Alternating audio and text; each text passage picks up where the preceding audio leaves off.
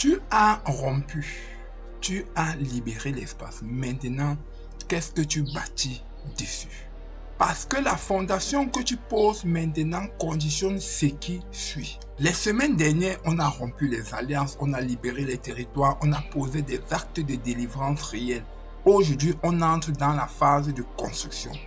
Parce que voici ce que j'ai observé. Beaucoup sortent d'une situation de concubinage, se délivrent et entrent immédiatement dans une nouvelle relation.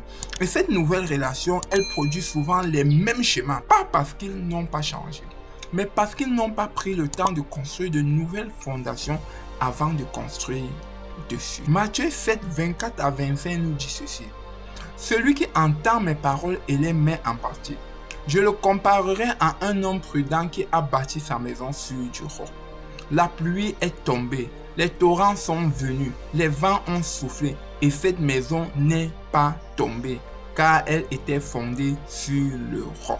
Une fondation sur le roc, ce n'est pas une fondation parfaite, c'est une fondation sur la vérité.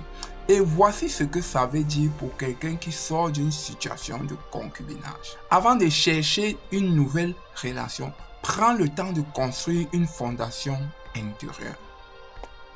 Pas des mois nécessairement, mais délibérément, consciemment et spirituellement. Je te propose 4 piliers pour construire une nouvelle fondation. Le premier pilier, une identité restaurée. Tu sais maintenant qui tu es, pas ce que tu as vécu, pas ce que tu as fait, qui tu es. Et cette identité, elle doit être solide avant que tu n'entres dans une nouvelle relation. Parce qu'une union saine, c'est 2 personnes solides qui choisissent de construire ensemble, pas 2 personnes fragiles qui cherchent à se compléter. Deuxième pilier, des relations saines. Les relations que tu formes dans cette nouvelle saison doivent nourrir qui tu es. Pas te diminuer, pas t'enchaîner, te faire avancer. Examine tes relations actuelles et délibère entre celles qui te tirent vers le haut et celles qui te tirent vers le bas. Troisième pilier, une vision claire. Qu'est-ce que tu veux construire?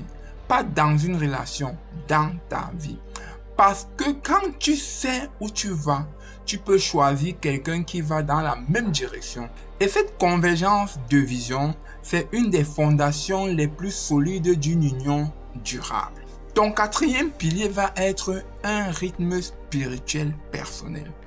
Avant d'entrer dans une réunion, construis un rythme spirituel qui t'appartient. Une pratique de prière, une habitude de réflexion, un espace régulier de connexion avec le divin. Parce que vous êtes 2 personnes qui ont chacun un rythme spirituel solide. Quand elles s'unissent, elles apportent une force dans le mariage qu'aucune circonstance ne peut facilement ébranler. Ok, si cette vidéo t'a dit quelque chose, partage avec quelqu'un qui sort d'une relation difficile et qui se prépare à entrer dans une nouvelle relation.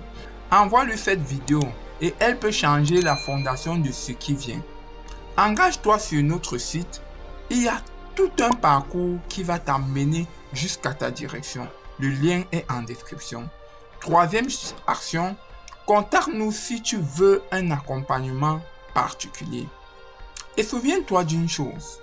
Matthieu 7, 25 dit, la pluie est tombée, les torrents sont venus et cette maison n'est pas tombée car elle était fondée sur du roc.